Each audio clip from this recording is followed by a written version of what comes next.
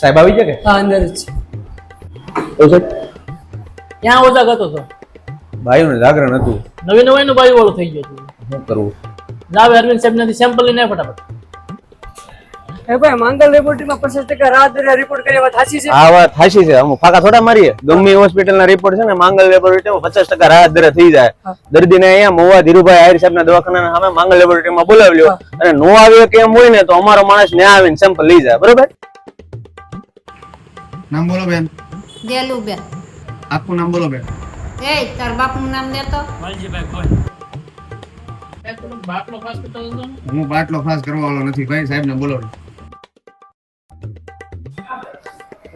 હાલ્યો ડમી પર કહો.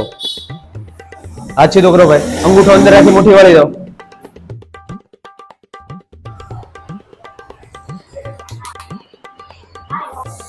લા ભાઈ હજી ઇન્જેક્શન અડેડું પોતું અડેડું ત્યાં તમે સોરવા મીડ્યા તો તમારી કરતા તો બાયું માણા હારા હોય. આવો ઝોંગો માણા હોય તો એમ ન કે કળશો ભલ્યો નહીં તો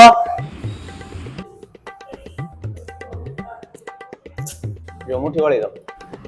હા હવે આખી નો ભરવાની હોય. તમે શું આવો 4 થી 5 લેબ ટેકનિશિયનની નજર હેઠળ દરેક પ્રકારના રિપોર્ટ અત્યાધુનિક ડિજિટલ મશીનરીથી 50% રાહત દરે સચોટ નિદાન કરતી મહુવાની એકમાત્ર લેબોરેટરી એટલે શ્રી માંગલ લેબોરેટરી. રમેશભાઈ રિપોર્ટ થઈ ગયો. હજી ભાઈ 15 મિનિટ બેહો ભાઈ, થોડીક વાર લાગશે. અશ્વિનભાઈ, સાયરાબેન, રમેશભાઈ, કેમ છે રિપોર્ટ? રિપોર્ટ નોર્મલ છે. તો સાહેબને બતાવી દો. તમારો જે બાકી છે હળવીબેન,